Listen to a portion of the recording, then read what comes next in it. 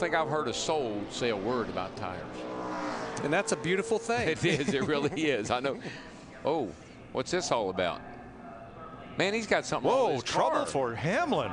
The right front tire is headed toward the infield, right where he is. What in the world? Looks like the steering locked to the left, all the way to the left. Car owner Joe Gibbs looking on and looking for the replay. And looking rather worried as well. Now let's watch this. Now Hamlin's getting away from the grass. Now he's still on the clock.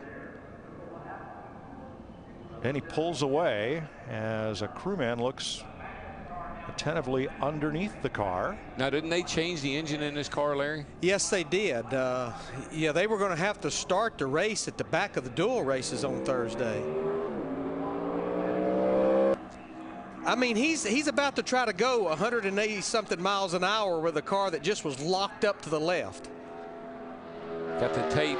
Not going to be a very good lap because the tape's shoved up off the opening in the grill there. That'll slow it down.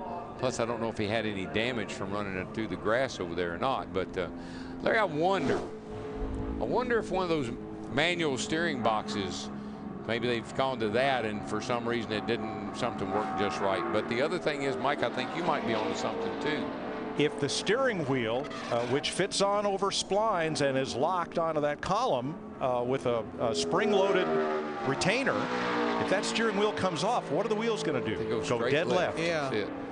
Yeah, because these steering wheels have a quick release on it to where the driver can get in and out of the race car with ease.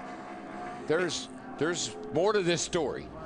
But you look, can see there's no damage to the car with the new nose on these cars. They're quite resilient. Oh, yeah. The old style car, the way the splitter was, I mean, it would have destroyed it. The one thing that's going to hurt it, and I think Darrell mentioned it, it's pulled that tape up.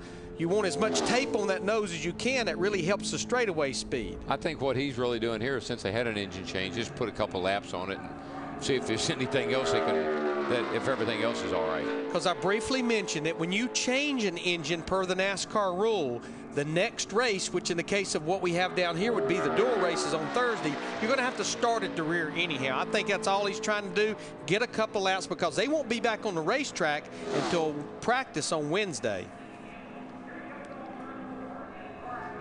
So a very strange start to this qualifying run for Denny Hamlin, but he gets it up and going. He'll complete his 2-lap run.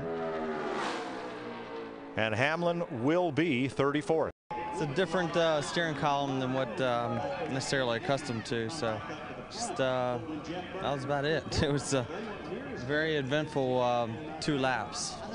Well, the silver lining is obviously with this new car, you were able to take laps and at least get some practice. You changed that engine, so Thursday going to the back, did you learn anything then on those laps with what happened? Yeah, for sure. I mean, it's we knew we were going to qualify pretty bad, but obviously that didn't help too much. So for us, we knew we were going to have to come from the back. We changed engines, transmissions, and everything. So this was just kind of a trial run to kind of see where we stood with our teammates.